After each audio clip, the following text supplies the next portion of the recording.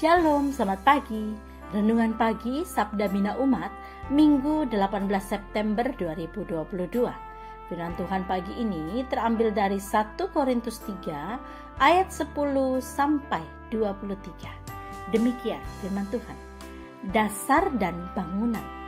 Sesuai dengan kasih karunia Allah yang dianugerahkan kepadaku, aku sebagai seorang ahli bangunan yang cakap telah meletakkan dasar dan orang lain membangun terus di atasnya. Tetapi tiap-tiap orang harus memperhatikan bagaimana ia harus membangun di atasnya, karena tidak ada seorang pun yang dapat meletakkan dasar lain daripada dasar yang telah diletakkan, yaitu Yesus Kristus. Entahkah orang membangun di atas dasar ini dengan emas, perak, batu permata, kayu, rumput kering, atau jerami, sekali kelak pekerjaan masing-masing orang akan nampak. Karena hari Tuhan akan menyatakannya, sebab ia akan nampak dengan api dan bagaimana pekerjaan masing-masing orang akan diuji oleh api itu. Jika pekerjaan yang dibangun seseorang tahan uji, ia akan mendapat upah. Jika pekerjaannya terbakar, ia akan menderita kerugian. Tetapi ia sendiri akan diselamatkan, tetapi seperti dari dalam api. Tidak tahukah kamu bahwa kamu adalah bait Allah dan Roh Allah diam di dalam kamu? Jikalau ada orang yang membinasakan bait Allah, maka Allah akan membinasakan dia, sebab bait Allah adalah kudus dan bait Allah itu ialah kamu. Janganlah ada orang yang menipu dirinya sendiri. Jika ada di antara kamu yang menyangka dirinya berhikmat menurut dunia ini, biarlah ia menjadi bodoh supaya ia berhikmat. Karena hikmat dunia ini adalah kebodohan bagi Allah.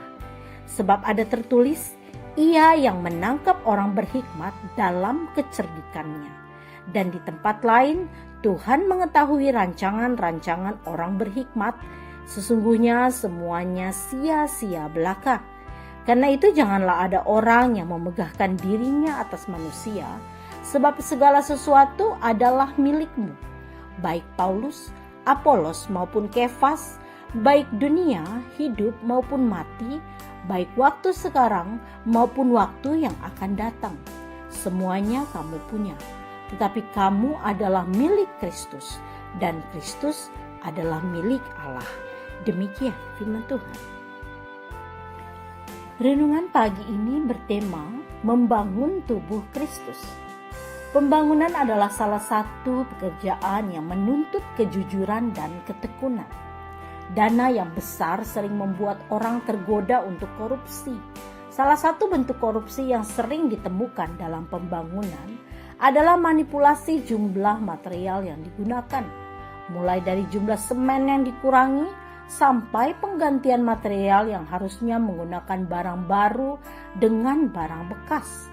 Akibatnya bangunan yang seharusnya dapat bertahan selama puluhan tahun runtuh hanya dalam beberapa bulan.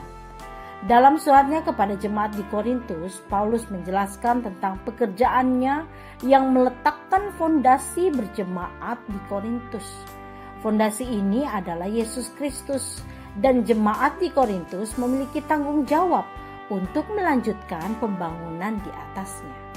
Tuhan memberikan kebebasan kepada setiap orang untuk memilih material yang digunakan untuk membangun di atas fondasi tersebut. Pada hari Tuhan, pekerjaan masing-masing orang akan diuji. Yang tahan uji akan mendapat upah.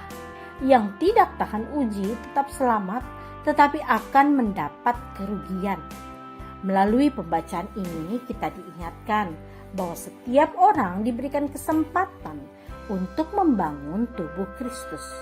Maka sudah seharusnya setiap pelayanan yang kita lakukan, baik secara pribadi maupun di tengah jemaatnya, dilakukan dengan sungguh-sungguh, dengan hati yang jujur dan penuh ketekunan. Jangan mencari keuntungan pribadi, apalagi mengagung-agungkan kepintaran dan memandang rendah orang lain. Kepintaran yang Tuhan berikan jangan membuat kita menjadi eksklusif. Di tengah era digital ini, hendaknya kepintaran yang Tuhan berikan tidak menjadi sumber perselisihan dan kepahitan dalam persekutuan, melainkan dapat menjadi sarana yang mengokohkan dan semakin memperlihatkan kasih Kristus kepada sesama. Tetaplah setia dalam memberi diri bagi pembangunan tubuh Tuhan. Dalam segala keberadaan, berilah yang terbaik bagi Tuhan. Doa pagi ini, Tuhan mampukan kami untuk tetap setia dan berjerih lelah bagi pembangunan tubuh Kristus. Amin. Demikian renungan pagi ini. Selamat beraktivitas. Tuhan Yesus memberkati.